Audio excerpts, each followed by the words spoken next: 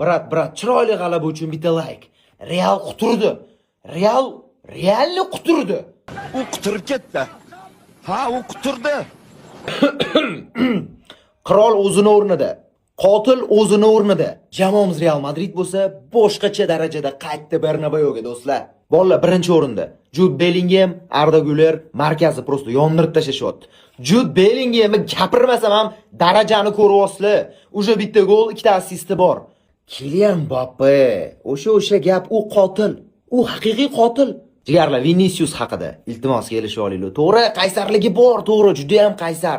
Lekin bitta o'yini chiqsa, yondiradigan o'yinchi. Bitta gol va bitta assist. Jamoamiz Real Madrid La Liga turnir jadvalida birinchi o'ringa ko'tarilib oldi. 6 ochko bilan 6 ta gol, 2 ta gol o'tkazib yubordi.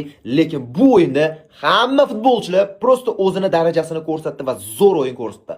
Alvaro Carreras to'g'ri golda aybi bo'ldi, xato qildi va ikkinchi taym Jose Mourinho uni almashtirdi. Kukureliyaning o'yini juda ham zo'r chiqdi. Mourinho taktikasini bilib oldim. O'tgan o'yinda ham Espanyolga qarshi o'yinda birinchi taym 1-1 o'ynagandi. Hozir ham mana birinchi taym 1-1 o'ynadi. Radivalkaga olib kirib itargan futbolchilarni va hammasi o'zini kuchini borini berib o'ynadi va 4-1 hisobida Real Sociedadni mag'lubiyatga uchratdi. Ukajon, agar rekizdan chiqayotgan bo'lsam, bitta podpiska bosib qo'ying, like bosib keting va Realchilarga maksimalni jo'natib qo'ying. Keyingi uchrashuvlarda ko'rishguncha.